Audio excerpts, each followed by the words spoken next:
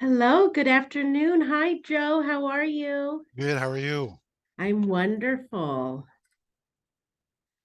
All right, I think we're ready to get started. Thank you so much for joining us. Hi to everybody who is with us today. My name is Lacey Studnicka, and I'm the program director here at Habitat for Humanity of Omaha. We are so excited. Thank you all for joining us. If you have questions during our presentation today, please feel free to add those in the chat and we will address those after the presentation. At Habitat for Humanity of Omaha, we've been on the front lines of the housing crisis in Omaha for 40 years. And now more than ever, it is critical for the community to understand their rights when it comes to fair housing and issues of fair housing. And so we are so thrilled to have with us today the expert, Joe Garcia. Um, who will be doing a presentation for us. Joe is the program director of the Fair Housing Center of Nebraska and Iowa, a program of family housing advisory services. The center operates out of Omaha and serves all of Nebraska and Iowa. It is the only qualified fair housing enforcement organization, or QFHO, in the area. Joe joined the center in 2001 and became program director in 2010. He holds a degree in paralegal studies and has over 22 years of direct experience in fair housing investigations. Joe's given numerous presentations and trainings to landlords, realtors, public housing authorities, social service agencies, government officials, and other housing providers throughout Nebraska and Iowa on fair housing and landlord tenant law. So we have the best of the best with us. We're so excited. And again, welcome, Joe, and take it away. All right. Thank you, Lacey. And I guess it's good afternoon, everybody. As Lacey said, my name is Joe Garcia, and I am the program director for the Fair Housing Center of Nebraska and Iowa, which is a program of family housing advisory services. And I want to thank Daisy with Habitat, who's running the PowerPoint, because I'm probably one of the most technically challenged people that you're going to meet. So thank you, Daisy. And next slide, please. So as I said, the center is is just one program of family housing advisory services. The other programs under the umbrella of family housing is we have a tenant services program. Our tenant services program assists individuals who may be behind on their rent, who may be behind on their utility bills. They provide some counseling and some assistance so that they don't fall back into getting behind. We have a home buyers pre-purchase education class that I present to as well. Show folks the ins and outs of home buying. They have specialists come in, realtors, folks that people that inspectors, things like that, and take the people through the home buyers process and what they need to know and what they as they go forward in purchasing that house. We have a foreclosure prevention program that for individuals who own the home, but they're facing foreclosure. We have counselors that work with banks in trying to negotiate with helping folks maintain their house. We have a financial asset management program that folks who are trying to get in that first time home, but their credit's not up to snuff. So we have counselors sit with them, showing them what they need to do to get that credit score up so that they can qualify for the best loan possible. And then we have our AITC Coalition program that does taxes free of charge for anyone. They're based out of our 36th and Q office. And they work year round. Of course, January through April is their busy time of year. So Those are all of the programs under Family Housing Advisory Services. But like I said, I am the program director, so I'm going to talk specifically about the Fair Housing Center. Next slide, please. So the center joined Family Housing in 1994. I have 6 staff members. 2 of us are bilingual in English and Spanish. We're a little bit different than the other programs in that we provide services throughout Nebraska and Iowa. All of the other programs are family housing only, assist individuals in Douglas, Sarpy, Pot County. But we, little staff of 6, cover all of Nebraska and all of Iowa. That's our address. We're on the corner of 24th and Lake, and that's our main line, the 934-6675 number. Next slide, please. So what we do at the center, we answer a lot of landlord-tenant questions. We take calls from individuals who are having issues with their landlords and assist them with the process. We provide them the information they need to address that problem with their landlord. Someone will call or will be having an issue saying that they've been given a 7-day notice for non-payment. Do they have to be out in 7 days, or can they withhold this month's rent until that landlord fixes that leaky roof? And I tell folks, I take the phone calls just like my staff does, and I tell folks, listen, I'm not here to tell you what to do. The information I give you, you do with what you want. If it's January 15th out and it's 20 below and you don't have heat and you don't want to pay this month's rent, I don't blame you. I don't blame you at all. But the law does not allow you to do that. So we provide them with the information that they need to address that situation with that landlord. We also investigate allegations of discrimination. When it comes to fair housing and discrimination, it's illegal to treat somebody differently based on their race, color, sex, religion, national origin, disability, or familial status.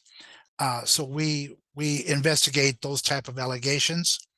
As Lacey said, I do a lot of outreach, education, trainings, presentations to the general public like yourselves. I do a lot of talks to public housing authorities, to realtors, to social service agencies, to management companies, government entities. We do these presentations anytime, every time throughout Nebraska and Iowa. This year, I've been to Kearney, I've been to Norfolk, training individuals in that area of the state. We also act as person representatives, advocates on behalf of our clients. As I said earlier, there are times where we provide the information to the clients that they need to address that situation with their landlord. But there are other times where we feel that client needs a little bit more of assistance, where they need our assistance to intervene with that property, that housing provider. So we are a nonprofit organization, but we get funded by HUD to do the work we do. So of course, we because we get funded by the government, we got to report to Big Brother. So we do intakes on every individual that contacts us, get the name, we got to report on the demographics of the people we serve, and then get information regarding the specific situation that they're having. We ask them to sign an authorization waiver that says they give us permission to work on their behalf. They provide us with the documentation like their lease, any emails, any type of charges, any receipts, billings that they have. And if we look it over and feel that there's some questions there, we will call that housing provider on behalf of our client. And we ask them, hey, what's going on here?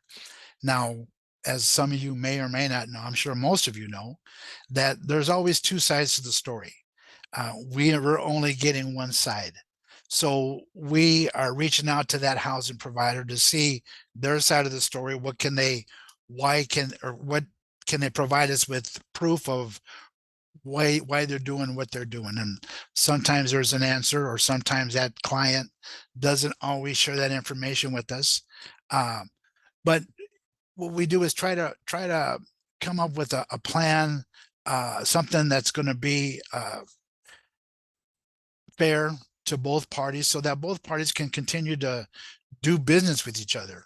When I say business, rent that apartment and have that apartment occupied, so they can continue to do, like I said, reside in peace, so that they can fill out the term or the remainder of their lease. So that's where we come in and act as a personal representative, and I'll go in a little bit more detail with that shortly as well. We also provide technical assistance to housing providers. I encourage landlords, management companies, um, public housing authorities to give us a call if they're having an issue with a tenant. And I tell them the same thing I will tell a tenant. I'm not here to tell you, Mr. Landlord, how to run your business. If you want to run a scenario by me and ask what your options are or how do you handle a situation, I can help walk you through that situation. Once again, but the information I give you, you do with what you want. But we offer this so that they stay out of trouble. They know that they're operating within the guidelines of the law. So we get a lot of calls from management companies, like I said, all housing providers, to find out if they're doing the right thing. And then finally, we run a testing program. I can't see you folks, so I usually have people raise their hand, but I'll take your word. Testing in a nutshell, and I won't go into too much detail about this, but Lacey, you're going to have to bring me back so I can go into more detail about testing. But basically, it's like a secret shopper type deal where we train individuals to become testers, and we send them out to the place in question, and we we give them a profile. We tell them this is who you are, where you work, if you're married, if you're single, when you want to move, why you want to move. And they go out and meet with that landlord. I should back up a little bit. And I meant to start off with this. We deal with housing. Anything to do with housing, we deal with, whether it's rentals, sales, bank lending, trailer parks, senior citizen housing, dormitories, anything and everything to do with housing, we deal with. I will tell you, though, the majority of the work that we do is mostly rentals. But back to my testing scenario, we send them out to the place in question. We give them a profile. They act as if they're interested in renting that apartment or getting that bank loan or getting that listing for a house. And they ask simple questions like how much is the rent, deposit amount, application fee, what utilities are included in the rent, what if they're garages. They go through the closets, they go through the cupboards, and when they're done, they fill out a report form of how that transaction went. Within a 48-hour period, we send out a second tester. So let's say the first tester's Hispanic, the second tester's white. And we profile both individuals identical. Everything about the two people are identical, except for the one aspect I'm testing for: race, color, sex, religion, national origin, disability, familial status. So they go out and they meet with the landlord and they ask the same questions. And when they're done, they fill out a report form of how that transaction went. At that time, my test coordinator looks at both report forms to see if one person was being treated differently than another person. What we're finding out is that discrimination is not as blatant as it was in the 50s and 60s with the cross burnings. We call it discrimination with a smile and a handshake. Mr. Garcia, thank you for coming in. Have a seat. Can I get you a cup of coffee? Here's my business card. Right now, there's nothing available, but your name's the first one on the list. As soon as something comes up, I'll give you a call. I've got no reason not to believe him. But we sent in a white Mr. Smith. Mr. Smith, I've got 3 apartments available. Which one do you want? Without doing what we do, I wouldn't know that I was being treated differently or being denied an available unit.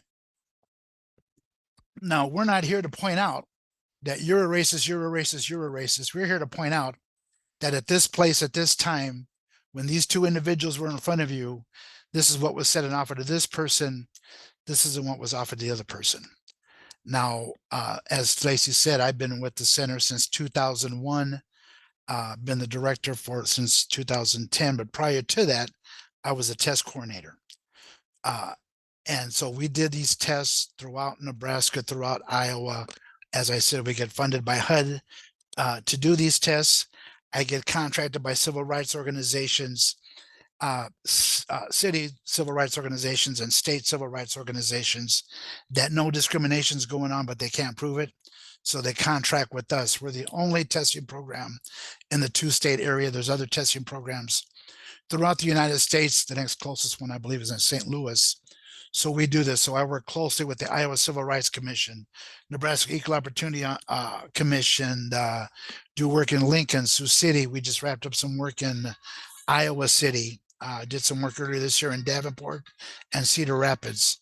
So we do this testing throughout, like I said, throughout Nebraska and Iowa, and I can fill the rest of your time with examples of discrimination that we've uncovered, but we don't have that kind of time. But that's another part of the services that we provide. Next slide, please.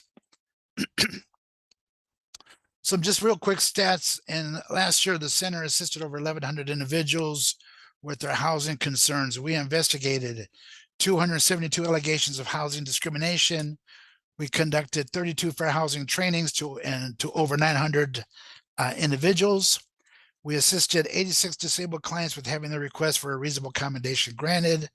We provided technical assistance to 400 housing providers, over 400 for housing providers, and retrieved over $357,000 in benefits for our clients.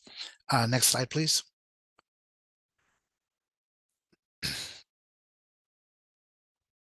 So the purpose of the center is to eliminate discriminatory barriers to housing, to ensure everyone has an equal opportunity to obtain and maintain safe, decent housing without encountering discrimination. You folks know, and it's my understanding that you folks are with Habitat looking to eventually purchase a home. So whether you're looking to purchase a home or where you live now, you folks know that you live where you live because that's where you choose to live. And we all have our reasons why. Because it's a neighborhood I like. It's the neighborhood I grew up in. The place is affordable. It's close to school, close to works. Whatever reason that is, that's your reason. But when someone is discriminated against, when someone is being denied housing because of their race, color, sex, religion, national origin, disability, or familial status, that opportunity, that choice is taken away from them. So our purpose is to make sure that everyone has that opportunity to choose where they want to live. Next slide, please. What is discrimination? Discrimination happens when a person is refused the rental or sale of housing, or is offered unequal terms or policies based upon one of their protected classes. Those protected classes, as I've said a couple of times already, race, color, sex, religion, national origin, disability, because they have children. Next slide, please. Discrimination perpetuates patterns of social segregation. It robs people of their dignity and respect and denies people the opportunity to make that basic decision on their lives. Like I said, basic decision of where they want to live. Next slide, please. What discrimination isn't? Generally speaking, it's not discriminatory to make housing loan or insurance decisions based on a pertinent business information. Denial based on a person's income, credit rating, and other information that directly relates to a person's ability and willingness to pay is allowable. There's only one color that should matter when it comes to housing, or whether purchasing a house or renting a house, and that color is green. A housing provider can deny someone if they have bad credit, if they have bad rental history, if they don't make 3 times. I think the standard for the industry is they want to make sure that you, in renting anyway, that you have income of at least 3 times the amount of rent. Those are business decisions, reasons to deny somebody, but cannot base it based on a person's a protected class. Next slide, please. Here again, under the Fair Housing Act, it makes it unlawful to discriminate based on a person's race, color, sex, religion, national origin, disability, or familial status. Those are the 7 federally protected classes. Each state can add to it, but they can't diminish from it. For example, in Omaha, age over 40 and marital status is a protected class. Here again, the 7 top ones are federal. The bottom 2 are strictly Omaha. In Iowa, sexual orientation and gender identity are protected in Iowa. And some states, source of income is a protected class. But those are, as of today, those are the 7 federally protected classes. Next slide, please. So quick question, and I'm going to have to go with the people that from Habitat, and they might have peeked at my presentation earlier, but that's all right. Quick question. Last year, the center investigated 272 allegations of discrimination.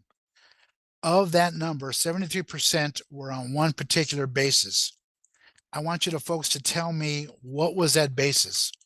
Was it race, color, sex, religion, national origin, disability, or familial status? Lacey, I want you to tell me, 73% of the cases we investigated last year were on one particular basis that you see on the screen. Can you guess what you think that basis was? I did not cheat Okay, and good. peek at this, so I'm going to guess race. Okay, good guess. Daisy, I'm going to put you on the spot. What do you think of those other 7 on the screen? I would probably go with disability. Okay, okay. And those are great guesses. Next slide, please. So the answer is disability. And I've got my own, and that's just not in Nebraska and Iowa. That's clear across the nation. Now, I have my own unscientific theory of why that is. And the first one is because of the definition of a disability under fair housing law. The definition of a disability is a physical or mental impairment that substantially limits one or more major life activities, such as walking, such as breathing. So someone with PTSD, anxiety, depression could be considered disabled. So that's a pretty broad definition of a disability under fair housing law. So when we get a call from someone who's having some issues, like I said, we do an intake on them, get the demographics. One of the questions we ask is, are you or anyone in your household disabled? And they usually tell us no. And then I come circle back around and say, listen, we'll come back to that. And when I explain to them what the definition of a disability is under fair housing law, oh yeah, I do. My child has asthma, or my child, or I have PTSD or anxiety, depression. So that's one of my theories of why there's so much work done for people with disabilities. My other thinking is that I'm Mexican American. I'm never going to be African American. But we all, if you will, have that opportunity to walk out that door, get hit by a car, and become disabled. My point is, being disabled knows no race, knows no age limit, knows no gender. So the point is, there's a bigger pool of people to choose from who can be considered disabled. So those are my 2 unscientific theories of why there's so much work done on behalf of individuals who are disabled. Next slide, please. So examples of some disability work that we do: early termination of lease due to mold. Now, those of you who are renting, you know that if you sign a 1-year lease, that you just can't get up and break the lease because you don't like it there. Usually, housing providers will say, okay, we'll let you break the lease, but you got to come up with 3 months worth of rent to break that lease early. So someone who's paying $800 a month has to come up with $2,400 to get out of that lease. But let's say a house has mold in the basement, and we get a lot more of these calls during the winter or during the summertime. there's mold in the basement, but little junior has asthma, and they can't reside there because it's affecting junior's asthma. So we do an intake. Here's that part where we become an advocate on behalf of the client. We get the information, that client signs the waiver. They provide us with a doctor's note that says little junior suffers from asthma and cannot live in a unit that's full of mold, and that the doctor recommends that the family move out of there. So we get that doctor's note, and then we ask that client when they want out. When they have a date that they want out, we approach that landlord on that client's behalf and ask them, say, Mr. Landlord, because of the condition of your unit and because of the little junior's asthma, we're asking you to let our client out of their lease early without charging them that 3-month penalty fee because of the condition of your unit. And then we provide them with a copy of the fair housing law that says they got to do it. Now, as I said earlier, we are a nonprofit organization. I don't have authority. I don't have muscle to make anybody do anything. So they could tell us to go pound sand. And quite frankly, a lot of them have, and that's all right. Although Joe Garcia and his staff doesn't have the authority to make anyone do anything, what we do have is a federal law behind us that says they have to do it. So we do this type of work all the time. We're very successful at doing this type of work because those housing providers know, or we make them aware, you can tell us no. At that point, we will file a administrative discrimination complaint with HUD against you. So that's usually enough for a landlord to say, okay, we'll let you out of your lease. And there's two reasons, again, why I believe we're successful at doing this, because number one, that landlord doesn't want HUD knocking on their door, going through all their business, all their books about how they operate.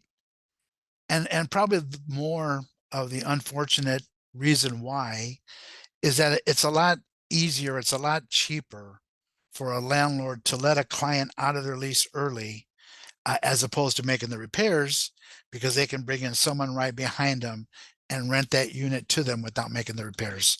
That's probably the more unfortunate truth of why we're successful, but there's nothing I can do about that. But that's an example of a termination of lease that we do.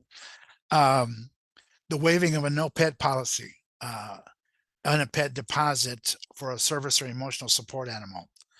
A note from a third party with individual knowledge to understand the limitations created by a physical or mental condition must be provided to the housing provider. Do a lot of work on individuals who have an emotional support animal or service animal. Here again, contacting that landlord who won't. Let's say I'm a landlord and I've got a no pet policy, and I tell a client who wants their emotional support, no, I can't let you have your dog. Fair housing is all about treating people equally. If I let you have your dog, then everyone's going to want their dog. So no.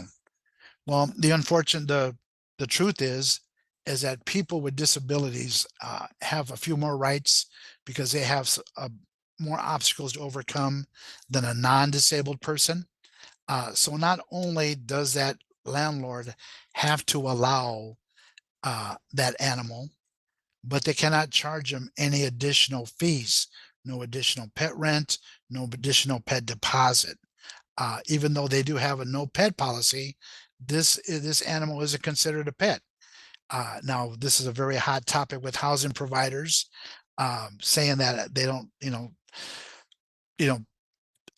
these people take advantage. They let the animals run around.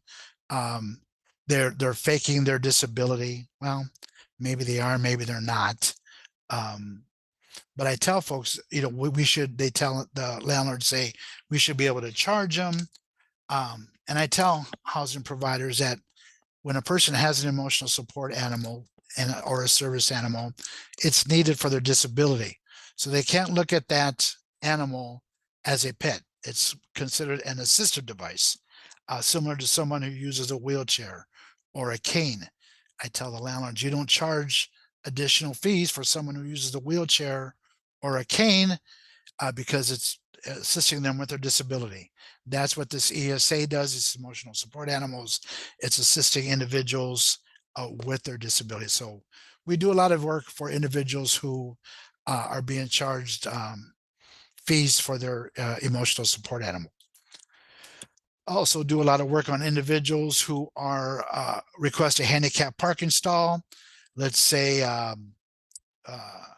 there's 2 handicap parking stalls in a complex, but there's 3 or 4 individuals with placards. So every time someone goes to park, 1 or 2 people are going to have to park far away because the handicap parking stalls are always full. So that client contacts us, we get the information, and then we approach that landlord asking for them to have a specific sign reserved for our client. So reserve parking for apartment 101 only, however that reads. So we do a lot of work like that.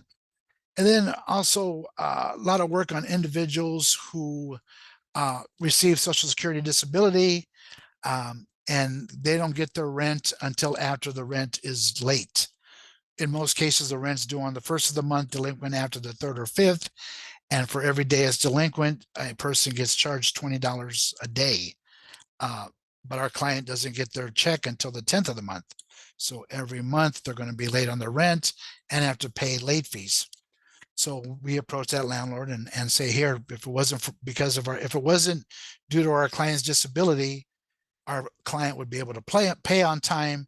Therefore, we're asking you, Mr. Landlord, to change the due date of our client's rent to the 12th of the month or whatever.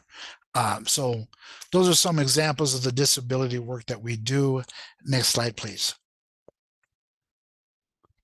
So recognizing discrimination, refusing to deal, refusing to sell, rent, lease, exchange, or negotiate for a dwelling, such as, I won't rent to you because you have too many kids for that size of an apartment. Or you can't put a boy and girl in the same bedroom. We've had clients call us, landlords tell us that, or tell our clients that, let's say I'm a single dad, I have a boy and a girl, and I want to rent a 2-bedroom unit, put the boy and the girl in the same bedroom.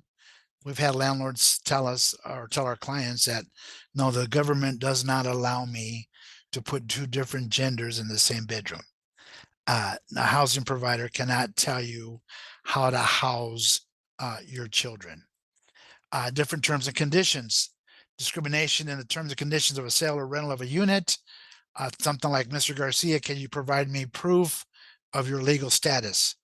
But white Mr. Smith does not ask that same question. Here again, placing different terms, asking me to provide information, but that they're not asking everybody. Next slide, please.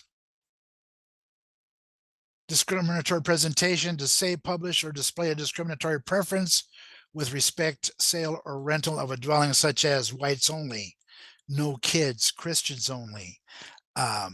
You cannot make a preference of who you want, or a landlord can anyway, of who they want renting in their property.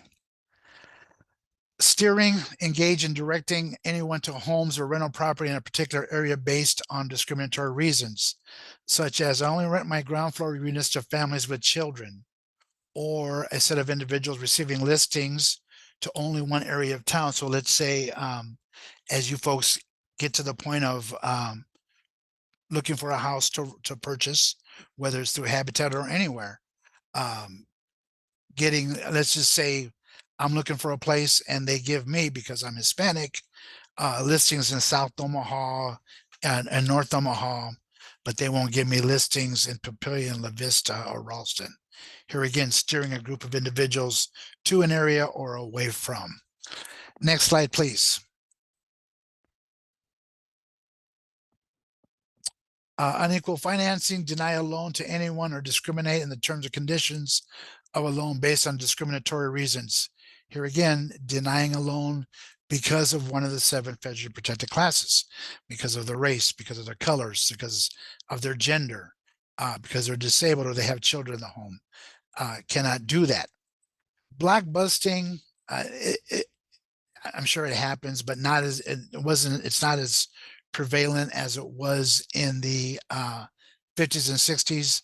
Basically, it's my understanding that realtors would go house to house and knock on doors and would tell individual homeowners, you see that, you know, that house that was for sale 4 houses down from you? Well, Hispanics bought it. And they're going to, and you know what they say about Hispanics, you let one in, the rest of them are going to follow. So you may want to sell your house now before uh, the, the, the value of the neighborhood goes down. Here again, block busting, breaking up the block. I don't believe it happens as much, but though you never say never. And misrepresentation, represent that an available dwelling is not available for inspection, sale, or rental, when in fact it actually is. Next slide, please. So I usually do my presentations so I can ask people in person. I want to test your knowledge. I don't know, Lacey, if we're going to be able to do this, or if they can write their answer in the chat. But what I want to do is I want to present you with like 3 or 4 scenarios, and I want you to folks to tell me if you believe that's discrimination or not. Are they going to be able to, could we call on them, or at least answer their, or they can put their answer in the chat? Is that possible? Yeah, I think so. Let's give it a shot. And we've got the chat open right now. So if you want to answer those, Okay. I'll tell you the responses. Okay, great. Next slide, please, then. A single parent of 3 wishes to rent a 2-bedroom apartment. The potential landlord says she cannot rent a 2-bedroom to a family of that size. Is that discrimination? I see Jesse says yes.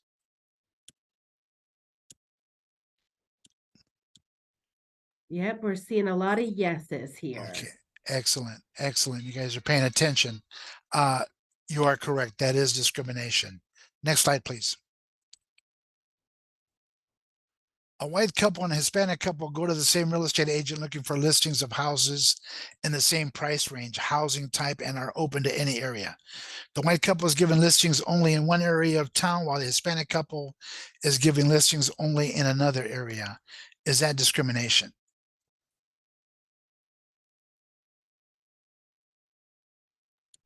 We're getting yeses Nice, unanimously. nice, good job. Next slide, please. A tenant has a doctor's statement saying she should have a dog to assist her in coping with depression. She is charged the same pet deposit as other residents when she moves into her unit. Is that discrimination? We're seeing yeses come in across the board again. Y'all on top of it. Good job. Next one, please. A family goes to look at an apartment. In the rental office, a manager says there is 1 unit on the first floor and 1 on the 3rd floor. The manager shows the family the first floor unit and states, I can't rent you that 3rd floor unit because my insurance won't let me have kids in there with the balcony. Is that discrimination?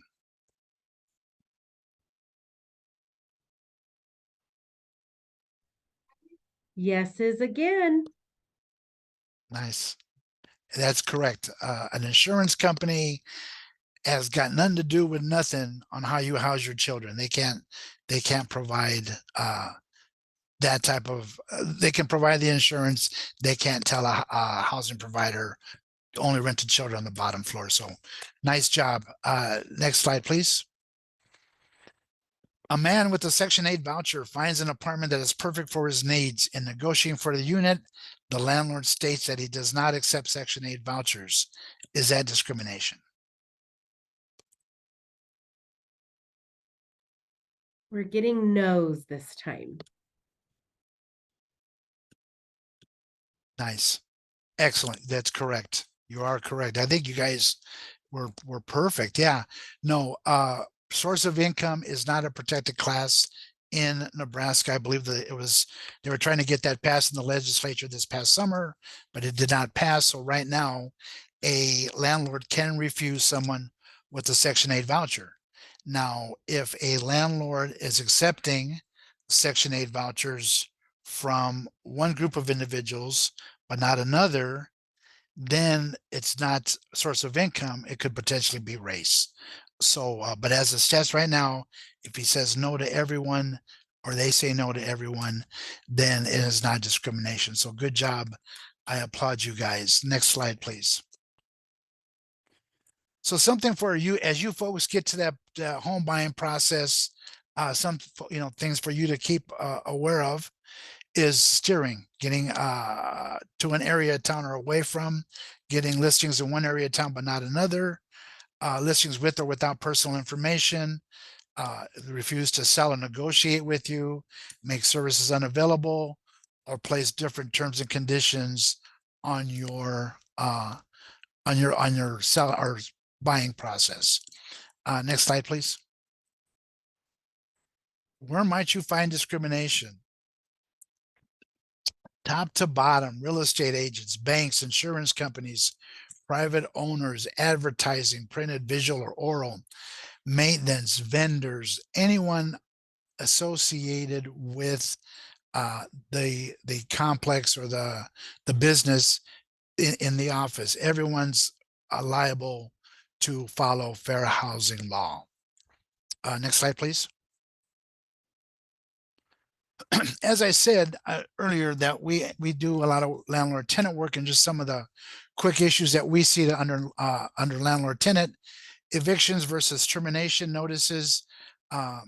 Folks will call us. I've been given 30-day eviction. I'm being evicted. I've got 30 days to be out of here. I've been a perfect tenant. I've always paid my rent on time. I've never caused any problems, but they're evicting me. So we will ask that client to tell us what it reads. And an eviction notice is usually for a violation of lease. In most cases, it's for non-payment. If a person is being evicted, it's for, usually, like I said, it's for non-payment. They got to go through the courts. A judgment is entered against them. That's an eviction. A termination notice is just that. It's just that we fulfilled our obligation, the landlord fulfilled their obligation, or you fulfilled your obligation, but we've decided to terminate your lease. Either way, you got to get out. It's not an eviction, and that's a good thing, because if you get evicted, that eviction follows you wherever you go. Makes it hard to find another place. A future potential landlord can deny you if they show you that you've been evicted. But a termination is just an agreement that we fulfilled our obligations, but we're giving you notice that we're not renewing your lease. Lease violation notices get a lot of calls. The person said, I've been given notice that accusing me of smoking pot, and it's not true. Well, okay, so first thing I ask, well, is it true or not? Are you smoking pot? No. Okay, well, then, but they were issued, it's called a 14/30-day notice to fix or terminate. Basically, they got 14 days to fix the problem. If they don't fix it within 14 days, then in 30 days, they're going to terminate the lease. And if that same violation occurs within the next 6 months, they can terminate the lease as well. So I always tell housing providers, before they issue that 30-day notice, they need to have proof of that violation. So if someone contacts us and say, I've been accused of smoking pot, I don't even smoke. So then we will contact that landlord on that client's behalf and say, the client says they've been issued this 1430. What do you have for documentation? What do you have for proof for you to issue this 1430? Well, the neighbor said they smell smoke. Okay. So what? Just because I tell housing providers, just because someone says something's happening doesn't mean something's happening. They've got to have firsthand proof, documentation of that violation. Especially when folks who live, in complexes, personalities don't always, click, and someone might have a vendetta against somebody else. So they cannot take the word of one tenant over another tenant. They've got to have actual documentation. A failure to make repairs. We work closely with the city of Omaha, code enforcement. Sarpy County has code enforcement. We get a lot of calls on my landlord won't fix my leaky faucet. I've got electrical issues, but the landlord won't get it. I've gotten a lot of calls this week from individuals who no heat. So we refer them to code enforcement. Code has the authority, they have the muscle to make landlords do the repairs. So we give them the phone number to code. That tenant calls code enforcement. They tell them the situation. Code will send an inspector out, inspect the situation for themselves, and they'll deal with the landlord directly. Code has the authority to have the muscle to make housing providers do the repairs. There are two items that are considered an essential service. One of them is running water. The second is heat. So that puts us a priority to someone who's calling in to code enforcement. So I always tell clients who are saying, my furnace has been out and it's cold out, my landlord won't fix it. Call code and make sure they know that you are without heat. That should put them closer to the top of the list of getting someone there to inspect it. Also, we do a lot of work with individuals who aren't getting their deposits back. Had someone call me today saying that they moved out and they moved out this past Tuesday. And they're fearful that the landlord's going to charge them or keep their deposit, which, if I remember right, was like $800. Under Nebraska law, that landlord has 14 days from when the client turns the keys in to either return the deposit in full or send an itemized statement of why they're withholding what they're withholding. I encourage clients, folks, tenants, that if they move in, when they move in, some complexes will give you a checklist to mark what's damaged prior to you moving in, but they don't have to. I always recommend that tenants take photos, videos of how the unit was before they move in, as well as take photos and videos of when they move out. That way there's no, well, this was like that before I moved in. Well, prove it. Well, I don't have it. Pictures don't lie. Always a good, if you're just to CYA yourselves to, did I say CYA? Take pictures, take photos before and after you move in. Next slide, please. So I always like to end my presentations with this, something for you folks to think about. Unintentional implicit bias is a bias that results from the tendency to process information based on unconscious associations and feelings, even when these are contrary to one's conscious or declared beliefs. Basically, that's the Webster Dictionary definition. Unintentional implicit bias is, in a nutshell, you say you act one way, but your actions show something differently. And the best example is because we're a nonprofit organization, I'm always looking to schlepping out for money. Okay.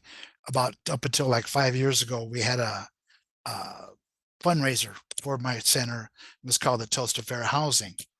And it was basically a fundraiser where we had silent auction items, a dinner, and we would honor individuals who are helping us with our mission. And then we would sell tickets in order to help with the funding. Well, they would get me on a local TV station to promote the event. So this one particular year, they got me on here again to a noon segment on a TV station.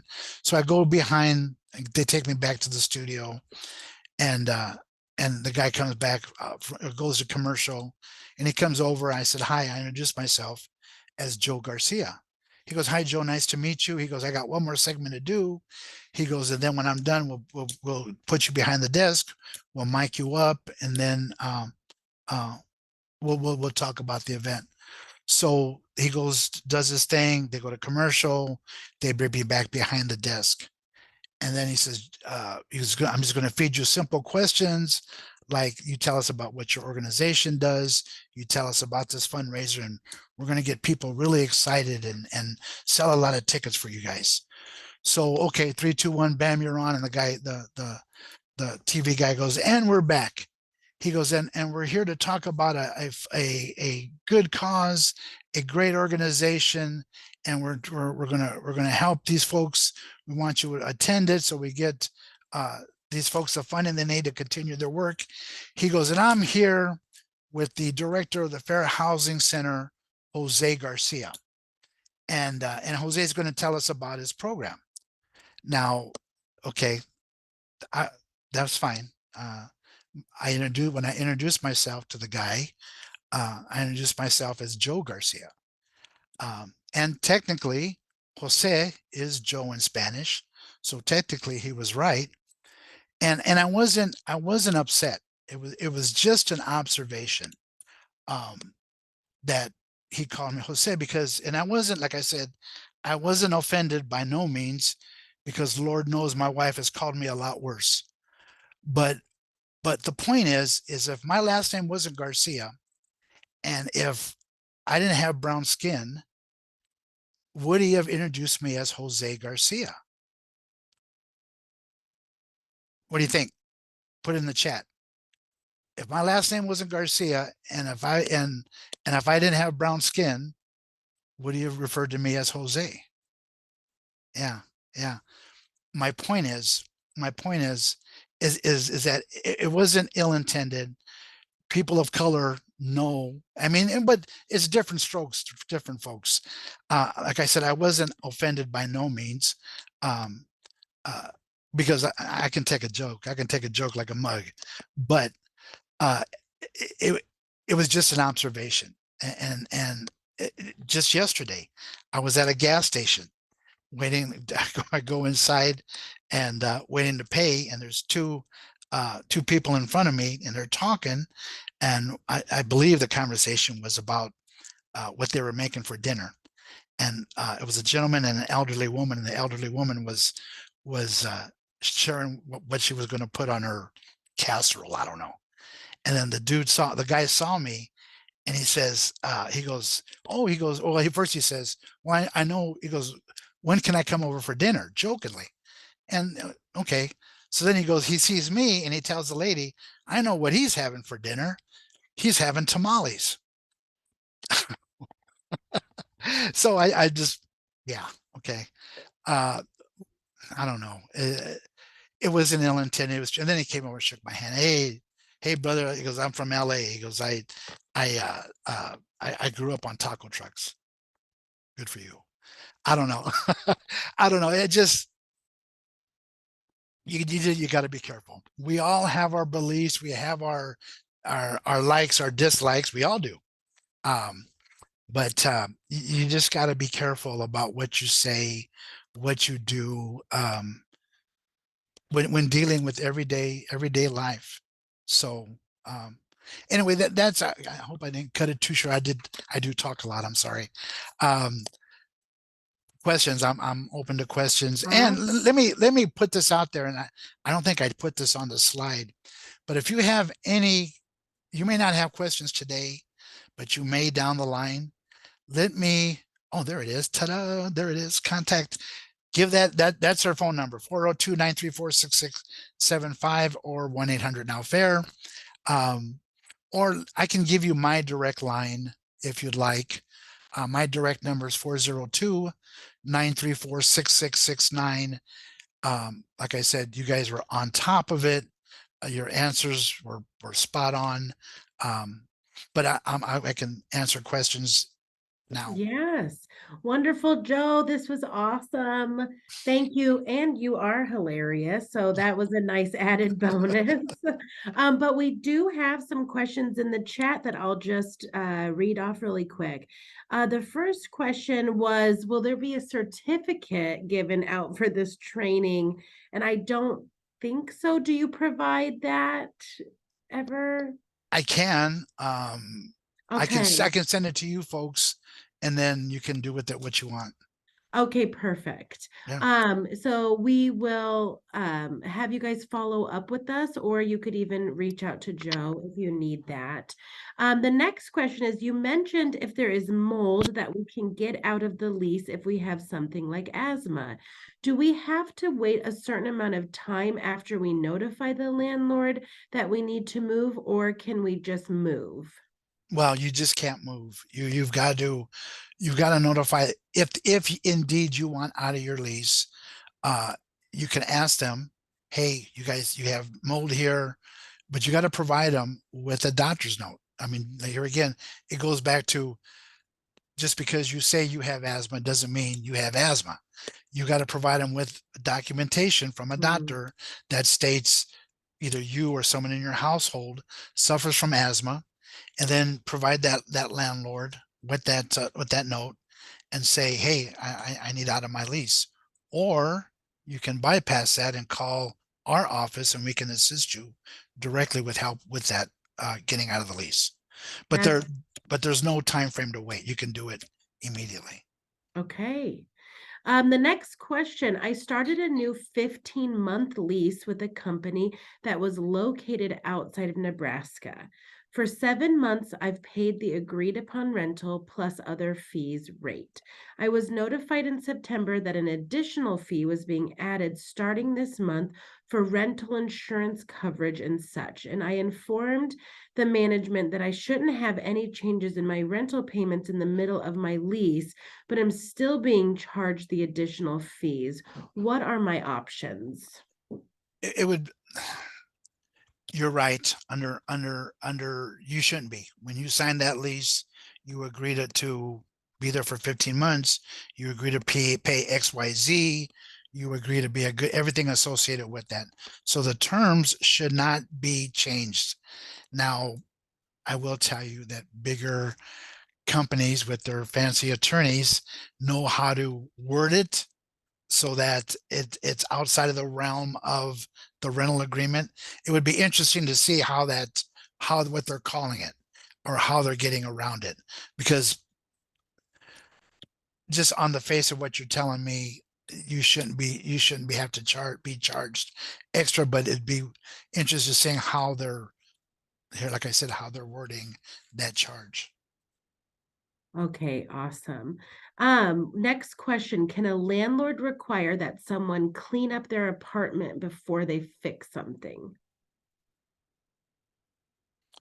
They can require, it depends.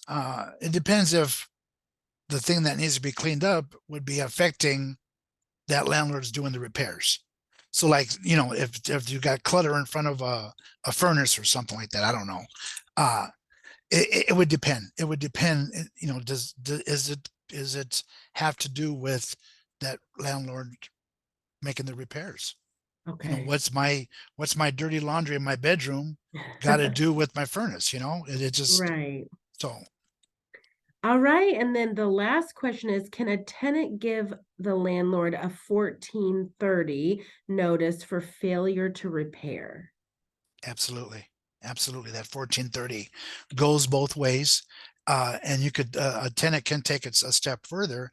If they issue that 1430, that they can say, you got 14 days to fix the problem, fix it within 14, then in 30 days, I'm going to terminate my lease. Now, if you can do it if you plan on terminate your lease. Otherwise, a 1430 does really a tenant no good. You got 14 days, or in 30 days, what? What you're not going to, unless you plan on moving. So you can issue that 1430 if you plan on moving, or you can call code enforcement and make that landlord, or they can make that landlord, not you. They can make that landlord do the repairs. Okay. Is there a referral process to access your services or a wait list? Oh no, absolutely. You can, after this, you can give me a call, and we don't, there's no referral process. So phone is going to be ringing off the hook. I know. I'm like, here we go. No, absolutely not. You can dial the 6675 or the 6669 number, and either one, me or the 669 is my direct number. The 75, me or one of my staff will answer that and go over your scenario with you. Awesome. And we did put Joe's direct line in the chat for you all to have that.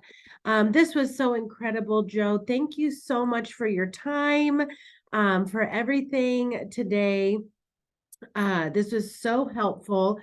You know, please, everyone, share this information, connect them with Joe. Don't suffer in silence. You know, ask those questions. Daisy, do you want to go to the next slide? For those of you who are here who are interested, we also don't have a waiting list. You can come if you're interested or have that little seed in your heart and want to know about home ownership. We now provide home ownership counseling. We have 3 pathways to home ownership with an interest rate of 2.625, which on the open market is about 7%, 8% now. So home ownership is still accessible through Habitat for Humanity of Omaha. Please go to our website, which is listed here, to join and to find out what your next steps can be. But whether you're a homeowner, you're renting, fair housing is important. Understanding your rights and being able to advocate for yourself and access services are important. So we've got a gem in our community with Joe, and we're so grateful and thankful for your wonderful presentation today. You're welcome. Thank you. All right, everybody have a great day. Thank you. Bye-bye.